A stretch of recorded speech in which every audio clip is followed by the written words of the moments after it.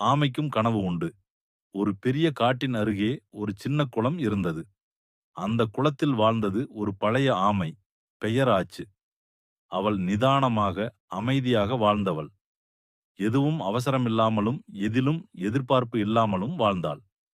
ஆனால் ஒரு இரவு வானத்தை பார்த்தபோது ஒரு ஷூட்டிங் ஸ்டார் வந்து பளிச்சென ஒளிர்ந்தது.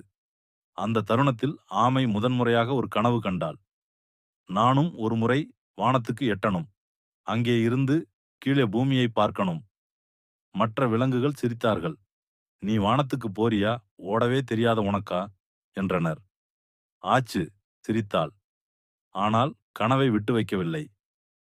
ஒரு நாள் ஒரு வெள்ளை புறா காயமடைந்து கீழே விழுந்தது. ஆச்சு அதை பார்த்தவுடன் மெதுவாக நெருங்கி, "உனக்கு உதவ வேண்டுமா?"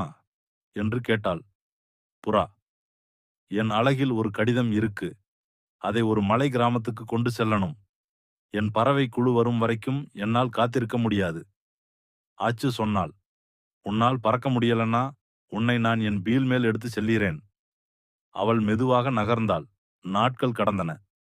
மழை, வெயில், காட்ட ஆல் கேம் அண்ட் வெண்ட்.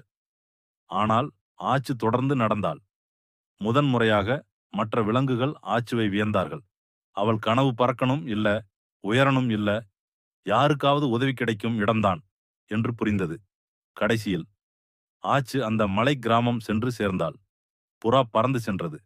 அது வானத்தில் பறந்தபோது ஒரு வட்டமாக சுற்றி வந்தது. ஆச்சுவுக்காக. புறா, "நீ வானத்துக்கு வர முடியலா? ஆனா வானம் உன்னிடம் வந்திருக்கு." ஆச்சு மேலே பார்த்தாள். வானமே அவளுக்கு கை கொடுத்தது போல் தெரிந்தது. மாறல்: ஒரு கனவு உயரத்தில் இருக்க வேண்டியதில்லை. அது யாரையாவது உயர்த்தும் சக்தி கொண்டிருந்தால் அது வானத்தை விட பெரியது.